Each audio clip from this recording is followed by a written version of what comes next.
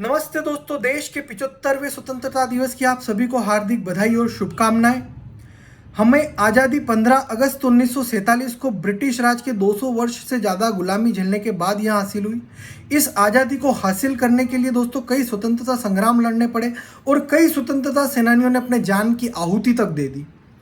दोस्तों, अगर बात की जाए चंद्रशेखर आज़ाद की, भगत सिंह की, सुखदेव की, राजगुरु की, महात्मा गांधी की, बात की जाए नेताजी सुभाष चंद्र बोस की, पंडित जवाहरलाल नेहरू की या सरदार वल्लभ भाई पटेल की, तो इन सभी की कर्तव्य निष्ठा और बलिदान के कारण ही हमारे देश को आज़ादी मिली है। दोस्तों हमारे देश को आज़ाद हुए आज 75 वर्ष पूर्ण हो गए हैं और हम देश का आज़ादी अमृत महोत्सव पूरे उमंग, उत्साह और नवीन स्फूर्ति के साथ मना रहे हैं। दोस्तों, इस 75 वर्ष में हमने बहुत कुछ हासिल किया है। इस 75 वर्ष में कोई भी क्षेत्र हो, चाहे वो क्षेत्र हो चिकित्सा का, शिक्षा का, चाहे वो क्षेत्र हो विज्ञान का, अंतरिक्ष विज्ञान का, इंफॉर्मेशन टेक्नोलॉजी का, या चाहे वो क्षेत्र हो शिक्षा का, हर क्षेत्र में हमारे देश ने पूरे विश्व में अपना डंका बजाया है। दोस्तों, अगर बात की जाए चिकित्सा की, तो इस कोरोना काल में भारतवर्ष ने दो महत्वपूर्ण वैक्सीन्स, कोवैक्सीन और कोविशील्ड के रूप में देकर पूरे विश्व को साहस बढ़ाया, पूरे विश्व की सहायता की। इसे नहीं भुलाया जा सकता। अगर बात की जाए विज्ञान की, तो हम परमाणु संपन्न देश हैं। अगर बात की जाए अंतरिक्ष विज्ञान की, तो चंद्रयान 2 हमारा प्रामाणिक उदाहरण है। अगर बात की जाए दोस्तों खेलों की, तो हाल ही में संपन्न हुए ओलंपिक गेम्स में भारत का सर्वश्रेष्ठ प्रदर्शन रहा है। हमें नीरज चोपड़ा ने स्वर्ण पदक भाला फेंक में दिलाया है, तो पीवी सिंधु ने ब्रॉन्ज मेडल बैडमिंटन में दिलाया है। हमें मीराबाई चानू ने सिल्वर मेडल वेट लिफ्टिंग में दिलाया है, तो लवलीना ने बॉक्सिंग में हमें ब्रॉन्ज मेडल दिलाया है।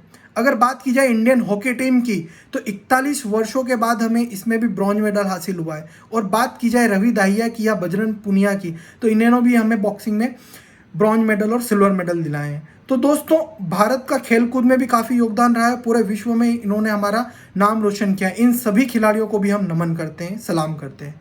दोस्तों, बात की जाए अगर इंफॉर्मेशन टेक्नोलॉजी की, तो भारत की काफ़ी सारी मल्टीनेशनल कंपनीज जैसे कि टाटा कंसल्टेंसी सर्विसेज, इन्फोसिस, विप्रो, ये पूरे यूरोपीय देशों और अमेरिकी देशों में अपना डंका बजा ही रही है। तो किसी भी क्षेत्र की बात की जाए दोस्तों, भारत हर क्षेत्र में अपना योगदान जोरों शोरों से दे रहा है और पूरी दुनिया हमारी तरफ देख रही है। हमारे देश के प्रधानमंत्री की बात की जाए दोस्तों, तो वो यूएनएससी को चेयरमैन करने वाले पहले ऐसे प्रधानमंत्री हैं।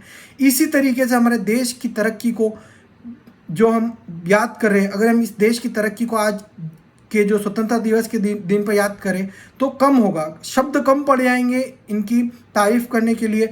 हम हमारे सेना के जवानों को बिल्कुल नहीं भुला सकते, जो दिन रात अपना पूरा सर्वस्व न्यौछावर करके इस देश की सुरक्षा के लिए अपना जीवन न्यौछावर कर देते हैं।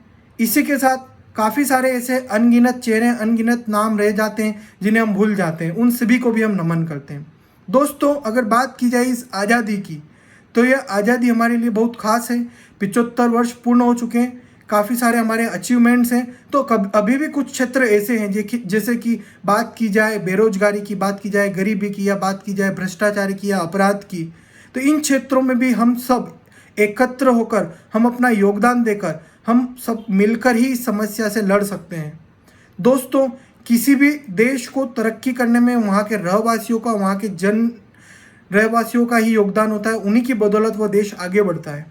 तो हमें सबको अपना इंडिविजुअली ईमानदारी के साथ कर्तव्य पूर्ण करने के साथ ही इस देश को ईमानदारी के रास्ते पर ले जाकर ही हम अपने देश को आगे बढ़ा सकते हैं। इसी के साथ हमें अपने कर्तव्य को नहीं भूलना चाहिए और सभी को अपना एक इंडिविजुअली अगर कहा जाए दोस्तों, तो जो हम अपने से खुद कर सकते हैं उसका योगदान अगर हम ईमानदारी के साथ देते हैं और सारे देशवासी अगर इसी का उदाहरण देते हैं, तो हमारा देश बिल्कुल आगे बढ़ेगा। हमें देशभक्ति की भावनाओं को हमेशा अपने अंदर रखना चाहिए। एक देशभक्ति की भावना ही ऐसी होती है जिससे किसी भी देशवासी का सर ऊंचा होता है और उसे एक स्वाभिमान महसूस होता है। तो दोस्तों, हमारे अंदर देशभक्ति भी होनी ही चाहिए।